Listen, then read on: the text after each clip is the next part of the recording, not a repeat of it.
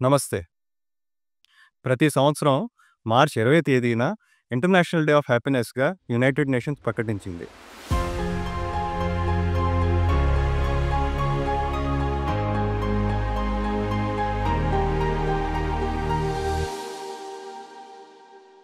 Happiness అంటే ఆనందం, సంతోషం. ప్రతి ఒక్కరు ఆశించేది సంతోషకరమైన, సుఖవంతమైన పరిస్థితే కదా.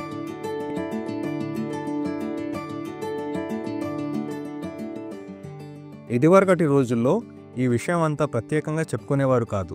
కానీ గత కొద్ది సంవత్సరాలుగా ఈ హ్యాపీనెస్ పదం మీద చాలా విస్తృతమైన చర్చలు జరగడం మొదలుపెట్టాయి.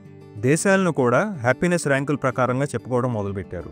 ప్రజలలో హ్యాపీనెస్ పెంచేందుకు ప్రభుత్వాలు, వ్యాపార సంస్థలు, విద్యాలయాలు, ప్రైవేట్ కోచ్లు ముందుకు రావడం మొదలుపెట్టారు.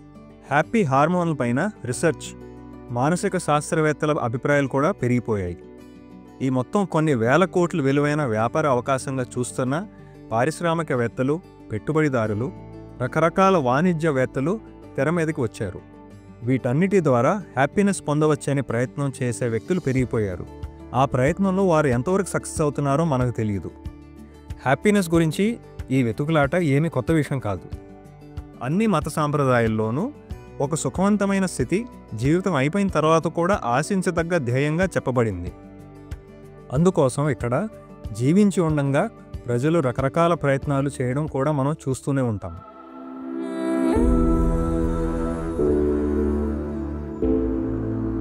ప్రతి ఒక్కరూ సుఖ సంతోషాలతో ఉండాలని యునైటెడ్ నేషన్స్ వారు సూచించడం గొప్ప విషయం అయినప్పటికీ, కొన్ని వేల సంవత్సరాలుగా ప్రయత్నిస్తున్నప్పటికీ ఆ స్థితి మానవుడికి ఎందుకు ఇంకా దూరంగానే ఉంది? సహజంగానే ఆనందంగా ఉండవలసిన మానవుడు ఎందుకని దాన్ని ఇంకా వెతుక్కుంటున్నాడు? ఇక్కడ ఒక పాత కథ గుర్తుకొస్తుంది. ఒక కుక్కపిల్ల దాని తోకని పట్టుకునే ప్రయత్నంలో ఒకే చోట బొంగరంలా తిరుగుతూ ఉందట. ఎంత ప్రయత్నం చేసినా దాని తోక దానికి దొరకటం లేదు. అది చూసి వాళ్ళమ్మ, అలా ఎందుకు చేస్తున్నావు అని దాన్ని అడిగింది. నా తోకలో హ్యాపీనెస్ ఉందని ఎవరో చెప్పారు, దానిని అందుకనే పట్టుకుందామని ప్రయత్నం చేస్తున్నా అని ఆ కుక్క పిల్ల సమాధానం చెప్పింది. దానికి ఆ తల్లి కుక్క నవ్వి, నీవు విన్నది నిజమే, కానీ హ్యాపీనెస్ను పట్టుకునే పద్ధతి అది కాదు. నువ్వు చేయవలసిన పని ఎప్పటికప్పుడు చేస్తూ ముందుకు వెళ్ళు. హ్యాపీనెస్ కూడా నీ తోకతో పాటు నీ వెనకాలే వస్తూ ఉంటుంది అని చెప్పింది. దేవుణ్ణి ఎక్కడ ఎతకాలన్న ప్రశ్నకు సహజమార్గ గురువులైన చారీజీ చెప్పిన సమాధానాన్ని కూడా మనం ఈ సందర్భంగా గుర్తు చేసుకోవచ్చు.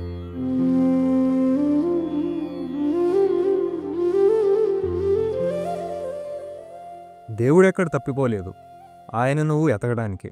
అంతకంటే నీవే ఆయన నుంచి దూరమేమని తెలుసుకోవడం మంచిది అనేవారు ఆయన. అదేవిధంగా హ్యాపీగా ఉండటం లేదా సంతోషంగా ఉండడం అనేది మానవుని సహజ స్థితి. దానికి అవసరమైన వైఖరి నుండి మనిషి దూరం అవడం వలన ఈనాడు దానిని వెతుక్కుంటూ ఉండవలసిన పరిస్థితి మనిషికి వచ్చింది. యునైటెడ్ నేషన్స్ వారు హ్యాపీనెస్ డే పిలుపు ఇచ్చినప్పుడు ఆర్థిక అభివృద్ధి ద్వారా అన్ని దేశాలలోని ప్రజలు సుఖవంతమైన జీవితం దిశగా ముందుకు సాగాలని ఉద్దేశించారు. అయితే సుఖంగా జీవించడానికి తగినన్ని ఆర్థిక వనరులు అవసరమే, కానీ కేవలం వాటి వలన మాత్రమే హ్యాపీనెస్ స్థాయి పెరగదని తెలుసుకున్నారు. అత్యంత సంపన్న దేశమైన అమెరికాలో హ్యాపీనెస్ మోతాదు ప్రజల్లో తగ్గిపోతుందని కూడా కనుగొన్నారు. అంటే మనిషి హ్యాపీగా ఉండాలంటే ఇంకా ఏదో అవసరం ఉందన్నమాట. బహుశా ఈ కారణంగానేమో ఈ సంవత్సరం యునైటెడ్ నేషన్స్ వారి పిలుపు కొన్ని మానవీయ విలువలను సంతరించుకుంది. కేరింగ్ అండ్ షేరింగ్ అంటూ దానగుణం, దయ, కరుణ వంటి విలువల ద్వారా ప్రజలందరూ ఒకరి ఒకరు హ్యాపీనెస్ను పంచుకోవాలన్నదే 2025 theme.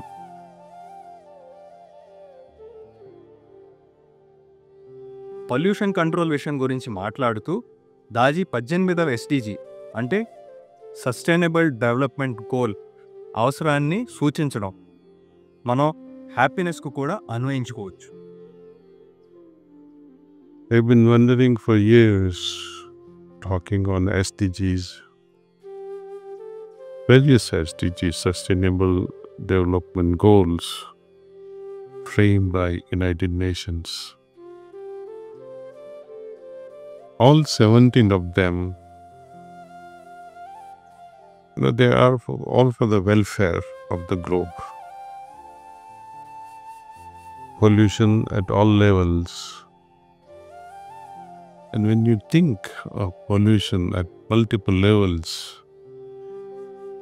including air, water, soil, light pollution, the root cause is thought pollution. Filtering it through our heart, the bad intentions, and channeling the right intentions with our intellect and thinking.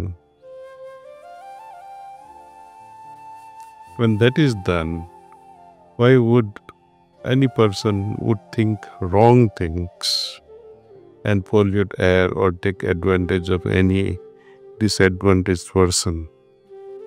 So this 18th SDG which we are requesting will solve perhaps all other SDGs. That is the goal.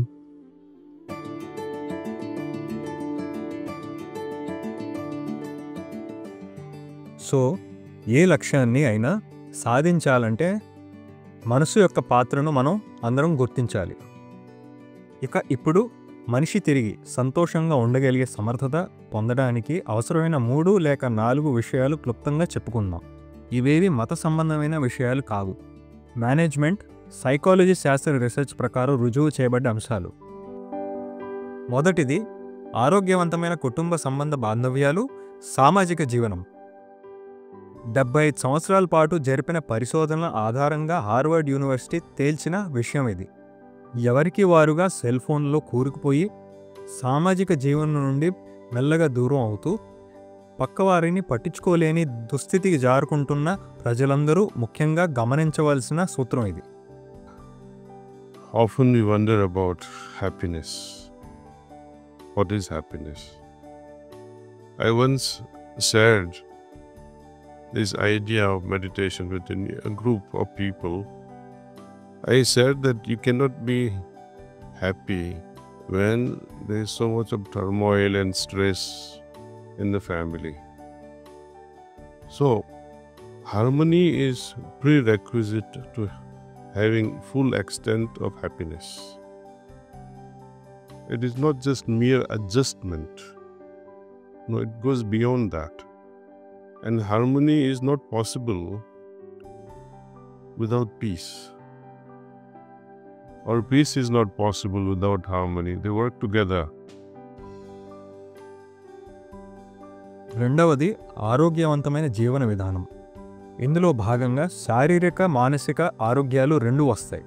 తగినంత వ్యాయామం, సూర్యరశ్మి సోకే విధంగా బయట జీవించగలగడం, చక్కని ఆలోచన విధానం, క్రమం తప్పని ధ్యాన సాధన, ఇవన్నీ మనం హ్యాపీగా ఉండేందుకు సహాయపడతాయి. మూడవది పరిస్థితుల పట్ల అంగీకార భావన, కృతజ్ఞతా భావన, అంటే గ్రాటిట్యూడ్, కర్తవ్యం మీద దృష్టి. ఒడిదుడుకులు ప్రతి ఒక్కరికి ఉంటాయి. కష్టాల నుండి పారిపోయి ఎవరు హ్యాపీనెస్ పొందలేరు.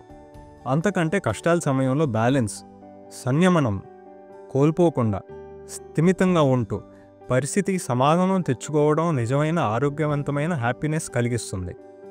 So Babuji Maharaj puts it very beautifully. Few words. He says acceptance is the name of the game. See, when you have a situation, if you are able to accept it, then there is no problem. If you don't accept it and still have to go through the situation, you don't learn anything out of it. But even under a difficult situation, when you are able to say, oh, I accept it, I go through this no matter what, then you learn a lesson, good lesson out of it. Art of living is to live the way we are without demanding anything, being grateful to Almighty. నాలుగవది సహాయం చేసే ప్రవృత్తి, కరుణ, దయతో కూడిన ప్రవర్తన.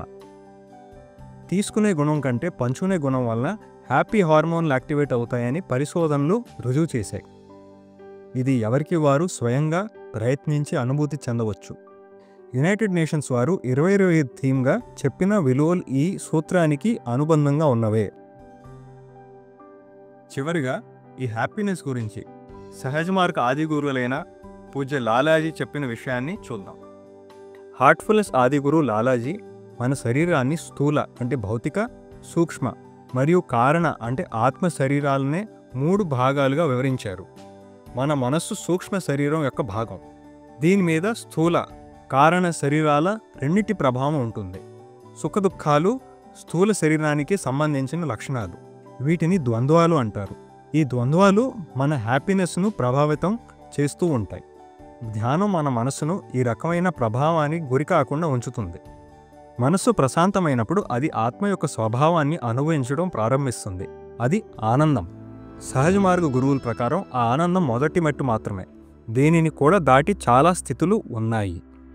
ప్రతి ఒక్కరూ హ్యాపీగా, సంతోషంగా, ఆనందంగా ఉండడంలో ధ్యానం యొక్క పాత్రని గుర్తించి సాధన చేసి చెదరని సంతోషకరమైన స్థాయిని చేరుకోవాలని ఆశిస్తూ నమస్తే.